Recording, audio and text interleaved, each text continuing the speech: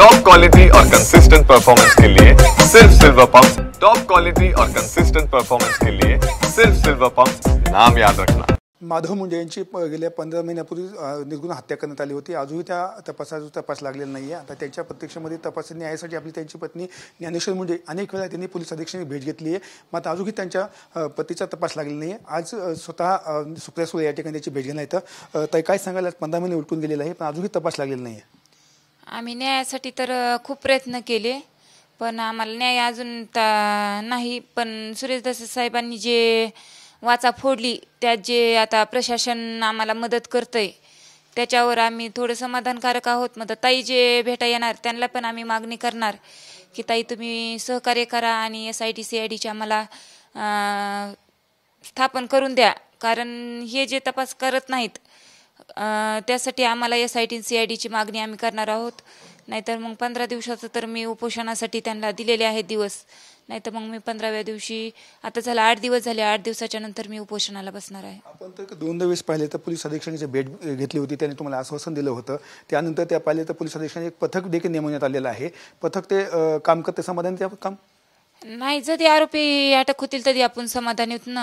असं समाधानकारक आपल्याला कसं म्हणता येईल का? तर 15 महिने झालं, आता 16वा महिना आहे, तरी पण आपल्याला इतक्या दिवस जर त्यांनी इतकी केस दाबून आता अजून आरोपी अटक नाहीत, ह्यांना एवढं तपास माहीत नाही, तर आपण समाधानकारक असं कसं म्हणू शकताल? समाधानकारक तर नाहीच मी, पण जरी आरोपी अटक होतील तरी समाधान होईल ना।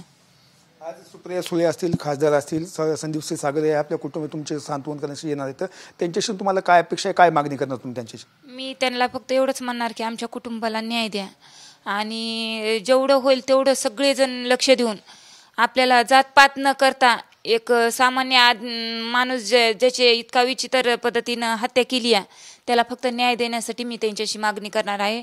नाहीतर मग SIT CID सगळ्यांना मिळून तात्काळ स्थापन करायला लावणार आहे। आपण पहिल्यापासूनच आपली मागणी आहे की या प्रकरणामध्ये जसे संतोष देशमुख यांच्या खून प्रकरणामध्ये जसे SIT CID दाखल करण्यात यावी, तुमची पूर्वीपासून मागणी आहे, तुम्ही त्या मागणीवर ठाम आहात? हां, ठाम आहे। तरी पण SP सर म्हणले ना आपले लोकल पोलीसच याचा निकाल छडा लावू शकतात, मग लोकल पोलिसांना बी काही आरोपी माहिती असतील, तेव्हा SP सरांनी आश्वासन दिलं आहे की आपण छडा लावू। तरी पण 15 दिवसात जर नाही आरोपी अटक झाले तर यांना तात्काळ SIT CID स्थापन करून निकालाचा छडा लावावाच लागेल।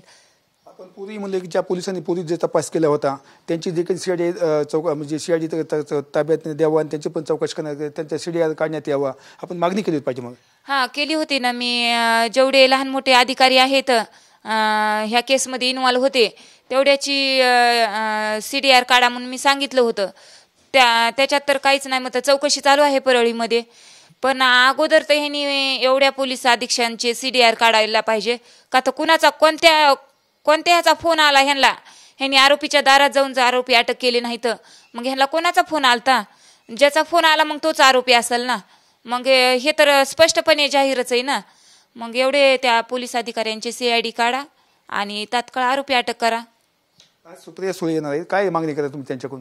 त्यांना पण सांगणार आहे की ह्यांची नार्को टेस्ट तरी करा, नाहीतर ह्यांचे CDR तरी काढा, नाहीतर SIT CID तरी स्थापन करा। मग त्यामध्ये ह्यांची पण चौकशी करा, जे म्हणतात आमची नावं घ्या, हे करा, त्या सगळ्यांची चौकशी करा। का तर आमच्यापर्यंत येत नाही, त्यांच्यापर्यंत कसं काय येत आहे? त्यांच्यापर्यंत बातमी येते ना, आमच्यापर्यंत येत नाही की आमचे नावं घ्या, आमचे हे करा। तरी पण जास्त माझा पोलीस प्रशासन जे आहे त्यांच्यावरच डाऊट आहे, कारण त्यांनीच गुन्हेगार लपवले आहेत, त्यांना गुन्हेगार माहिती असून त्यांनी गुन्हेगार लपवले आहेत। पाहिजे तरी ज्या पोलीस अधिकाऱ्यांनी तपास केला पूर्वी त्याची CID तपासणी करण्यात यावी अशी मागणी ज्ञानेश्वर मुंडे यांनी करण्यात आली आहे। कॅमेरा पर्सन हर्षलसह मी संभाजी मुंडे, TV9 मराठी, परळी, बीड।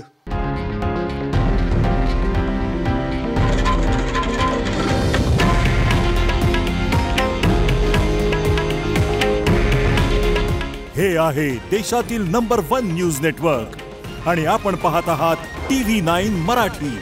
काळजी तुमची, हित महाराष्ट्राचं।